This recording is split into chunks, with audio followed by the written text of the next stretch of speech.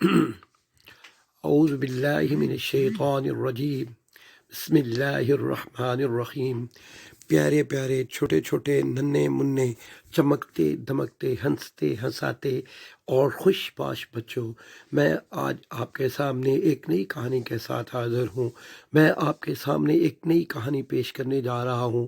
مجھے امید ہے کہ آپ پچھلی کہانیوں کی طرح یہ کہانی بھی آپ کو بہت پسند آئے گی، اور میری آپ سے درخواست ہے، اگر آپ کو میری کہانی پسند آئے تو آپ اسے سبسکرائب ضرور کیجیے گا۔ آئیے ہم کہانی کا آغاز کرتے ہیں۔ آج کی ہماری کہانی کا نام ہے شہزادی دل نشین۔ پیارے پیارے بچوں، ایک دفعہ کا ذکر ہے کہ کسی ملک پر ایک رحم دل بادشاہ حکومت کرتا تھا۔ وہ ہر وقت کسی نہ کسی طرح رعایا کی فلاح کے لیے کام کرتا رہتا تھا۔ اس بادشاہ کی کوئی اولاد نہ تھی۔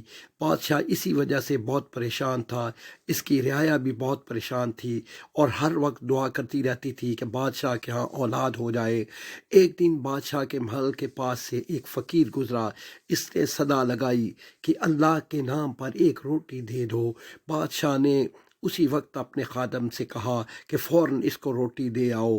خادم جلدی سے گیا اور اس کو روٹی دے آیا۔ فقیر نے بادشاہ کو بہت سی دعائیں دی اور چلا گیا۔ تھوڑی دیر کے بعد بادشاہ اپنے دربار میں بیٹھا ہوا تھا کہ اتنے میں وہی فقیر آ گیا، اور بادشاہ نے کہا آپ اجازت دیں تو میں ایک بات کہوں۔ بادشاہ نے کہا کہ آپ نے جو بات بھی کرنی ہے وہ ضرور کریں۔ فقیر نے کہا آپ اپنے تخت سے اٹھیے اور نیچے آ جائیے۔ بادشاہ فوراً نیچے آ گیا۔ پورا دربار کھڑا ہو گیا اور حیرانی سے ایک دوسرے کو دیکھنے لگا۔ فقیر نے بادشاہ سے کہا کہ اپنے تخت پر جا کر بیٹھ جائیں، اور بادشاہ اپنے تخت پر بیٹھ گیا، اور فقیر یہ کہہ کر غائب ہو گیا کہ میں پھر آؤں گا۔ بادشاہ حیران رہ گیا کہ یہ کیا معاملہ ہے۔ رات کو جب بادشاہ کتاب کا مطالعہ کر رہا تھا تو وہی فقیر پھر آیا اور کہنے لگا کہ میں ایک فرشتہ ہوں اور تمہارا امتحان لینے آیا تھا۔ تم اس امتحان میں پاس ہو گئے ہو، بتاؤ تمہاری خواہش کیا ہے؟ بادشاہ نے کہا میری تو صرف ایک ہی خواہش ہے کہ میری اولاد ہو جائے۔ فقیر نے اسی وقت بادشاہ کو ایک عجیب و غریب قسم کا پھل دیا اور کہا کہ یہ اگر ملکہ کو کھلایا جائے تو ملکہ کے یہاں اولاد ہو جائے گی۔ یہ کہہ کر فقیر غائب ہو گیا۔ صبح ہوئی تو بادشاہ ملکہ کے پاس گیا اور اسے وہ پھل دے دیا۔ ملکہ نے وہ پھل کھا لیا۔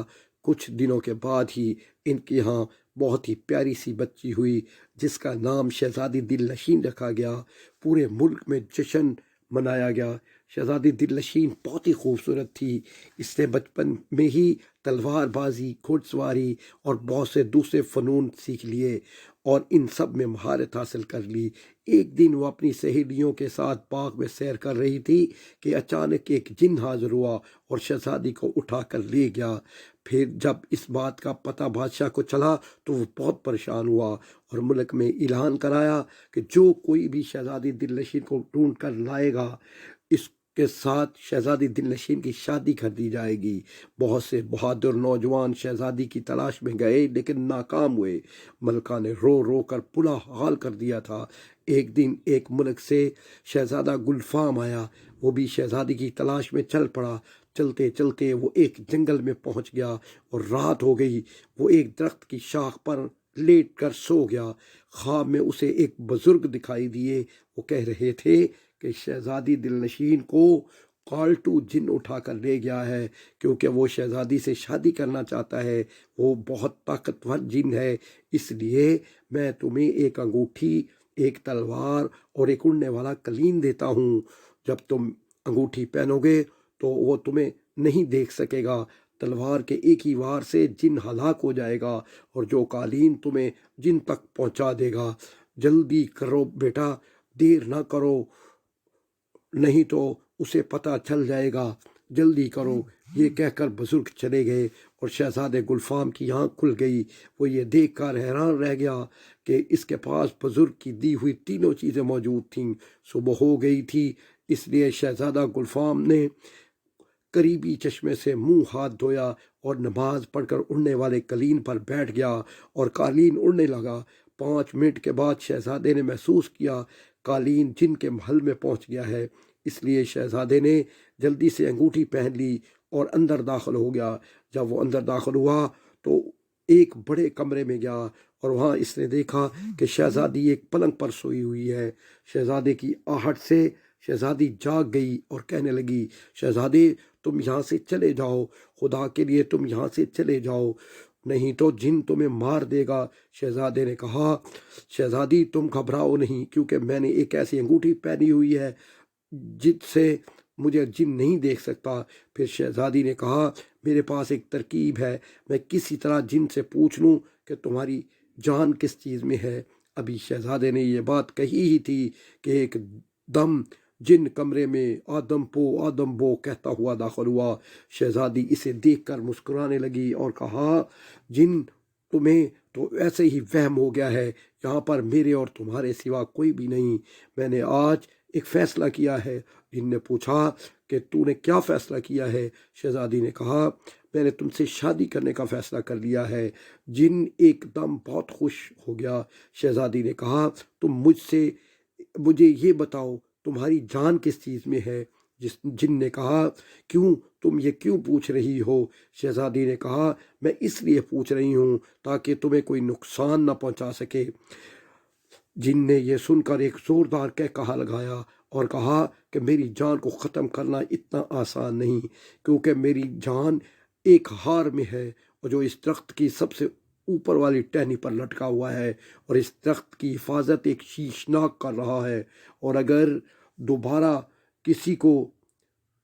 अगर ये हार किसी को मिल भी गया, फिर भी मैं नहीं मरूंगा, बल्कि मेरे एक हाथ और एक टांग कटेगी। और अगर इसने जिसके पास हार होगा इसे दूसरी टांग काट दी तो फिर मैं दोबारा ठीक हो जाऊंगा और मेरे अंदर पहले से दुगनी ताकत आ जाएगी। ये कहकर जिन चला गया। शहजादा गुलफाम भी ये सब कुछ सुन रहा था। इसने शहजादी से कहा, तुम फिक्र ना करो, मैं जल्दी आऊँगा, तुम दुआ करना। फिर शहजादा कालीन पर जाकर बैठा और इसे शीशनाग के पास जाने का हुक्म दिया। कालीन थोड़ी देर के बाद वहाँ पहुँच गया। इसने देखा कि एक बहुत बड़ी पहाड़ी है और पहाड़ी के सबसे ऊपर एक बहुत ही खूबसूरत दरख्त है और इसके सबसे ऊपर वाली टहनी पर एक बहुत ही खूबसूरत हार लटक रहा है जिसमें से 7 किस्म की रोशनी निकल रही है। शहजादे ने पहाड़ी पर पहला कदम रखा ही था, एक बहुत बड़ा काला नाग इसकी तरफ बढ़ने लगा। शहजादा पहले तो डर गया, लेकिन फिर हिम्मत करके आगे बढ़ा और पै दर पै वार करके नाग को मार दिया। फिर वो आगे बढ़ा और दरख्त से वो हार ले लिया। फिर शहजादा वापस कालीन पर आ गया और इसे उड़ने का हुक्म दिया। कालीन थोड़ी देर के बाद शहजादी के पास पहुंच गया। अब वो शहजादी के पास पहुंचा तो इस वक्त जिन भी आ गया। जिन ने जब शहजादी के हाथ में वो हार देखा तो इसकी मिन्नतें करने लगा कि खुदा के लिए यह हार छोड़ दो, लेकिन शहजादे ने इसी वक्त हार को तोड़ दिया।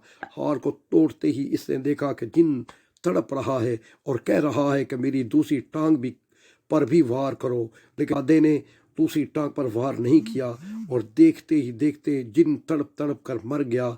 जिन के मरते ही एक जोरदार धमाका हुआ और सब कुछ गायब हो गया। जब धुआं छटा तो शहजादे ने अपने आप को और शहजादी को एक मैदान में पाया और वो दोनों कालीन पर बैठ गए। शहजादे ने कालीन को हुक्म दिया कि महल में चलो। कुछ ही देर के बाद शहजादा और शहजादी महल में पहुंच गए। महल में पहुंचते ही बुजुर्ग की दी हुई तीनों चीज़ें गायब हो गईं।